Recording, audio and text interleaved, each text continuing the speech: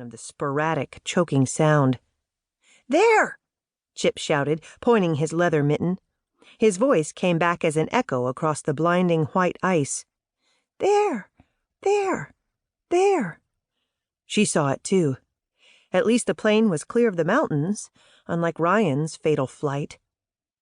"It's going to try to land on the lake," she told Chip. "See, it's a pontoon plane, and that will work. It might even have ski runners under there, given the lake is iced over." "But it's all wobbly," the boy cried, his high voice breaking.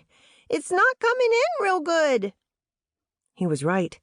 She inhaled sharply, and the air stung clear down into her lungs. She bit her lower lip and blinked back tears so they wouldn't fall and freeze on her cheeks. They stood together as she replayed what she knew about the day Ryan died.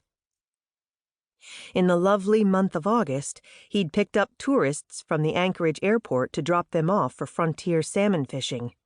He'd headed back in the mist and rain when he shouldn't have, because it was Chip's birthday, and he wanted to be with them.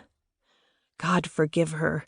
As much as she had loved Ryan, she was still angry with his decision to fly home in that weather. How she wished Chip had a father and she had a husband. These long nights were so lonely, even as busy as she kept, and, "Mom, it's going to land too hard!" The plane was tilting, listing. The pilot had lost control. She'd seen enough landings, been in enough Cessnas and Piper Cubs, float planes, and even ones with ice runners, to know what was coming. She prayed that, even though the crash was at least 30 yards out on the ice, she grabbed Chip, threw him down, and shielded him with her body as the plane slammed into the frozen lake, breaking the ice with a blast that sounded like dynamite. The loudest cracking she'd ever heard made her head hurt. A crunching nightmare. "Mom, we got to save the pilot!" came muffled from beneath her puffy, down-filled parka. Afraid to look, she did anyway. The unmarked small Piper Cherokee was tilted on its side, already being devoured by massive jaws of jagged ice into the belly of the lake. Its upward wings seemed to summon help as it sank.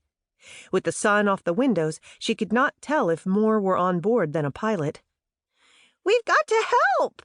Chip shouted as they scrambled up, trying to get to their feet with the awkward snowshoes still strapped to their boots. He was trying to take his snowshoes off, no doubt to run out on the ice. She dove at him, pulled him back onto his knees, and hugged him hard. "We cannot go out on broken ice, Chip.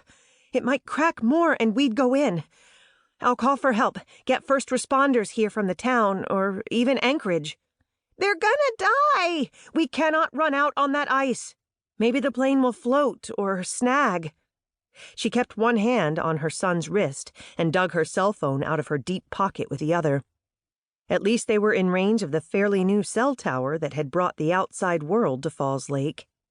With her teeth, she yanked off one thermal glove and was instantly bitten by the cold as she awkwardly punched in 911. The plane was sinking fast and, as Chip feared, going under. Terrible to be helpless like this. At least Ryan's death had been fast, into a rocky cliff in foul weather, not this sucking, freezing death under the ice. "What is your emergency?" The woman's calm voice came so quietly that Meg could barely hear it over the crackling of the ice and the horrid gurgling noise. "A small plane has just crashed through the ice on Falls Lake. The other end from the falls. Its engine sounded bad. It's sinking.